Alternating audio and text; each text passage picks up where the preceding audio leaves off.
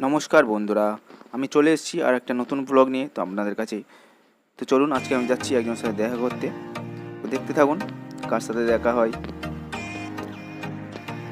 চলুন, আমাদের পাড়ার কিছু দৃশ্য দেখাবো আপনাদেরকে। এটা আমাদের প্রাথমিক বিদ্যালয়, দেউলা প্রাথমিক বিদ্যালয়। এটা আমাদের পাড়ার রাস্তা। এটা আমাদের কিছু মন্দির আছে আমাদের পাড়ায়, গ্রামের মধ্যে। তো সেটা দেখে তুলে ধরবো আপনাদের কাছে। এটা শিব মন্দির, শিব মন্দির। তো এরপরেই আছে একটা রাধাকৃষ্ণ মন্দির, আর এটা হচ্ছে সীতারামের মন্দির। এরপরেই আছে আরেকটা মন্দির, রাধা মাধবের মন্দির, রাখাল ঠাকুরতান। চলে এসেছি আমার দেউলা স্টেশন। দেউলাই আমাদের বাড়ি, সেটা আপনারা সবাই জানেন। তো ট্রেন ঢুকে গেছে, ট্রেনে উঠবো এবার আমরা। ট্রেনে উঠে গেলাম। ট্রেনে উঠে বাচ্চারা বলছে কাউকে এখানে বসুন, তো এখানে বসে গেছি আমি। যাচ্ছি, তো নেমেছি। যার সাথে দেখা করার কথা ছিল তার সাথে দেখা হয়ে গেল। তো উনি আনতে এসছে আমাকে। যাচ্ছি ওনাদের বাড়ি।